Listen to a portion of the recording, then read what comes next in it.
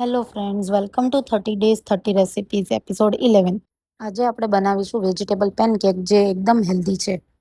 એક બાઉલમાં ઝીણી સમારેલી કોબી, ડુંગળી, કેપ્સિકમ, ટમેટા અને છીણેલું બટાકું ઉમેરીશું.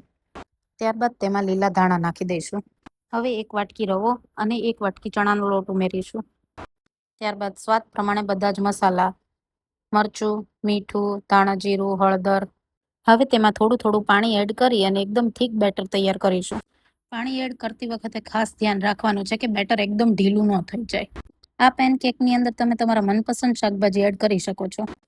હવે પેનની ઉપર થોડું તેલ લગાડી અને બેટરની નાની નાની પેનકેક બનાવવાની છે અને લો ફ્લેમ પર બંને સાઈડ ગોલ્ડન બ્રાઉન થાય ત્યાં સુધી શેકાવા દેવાની છે.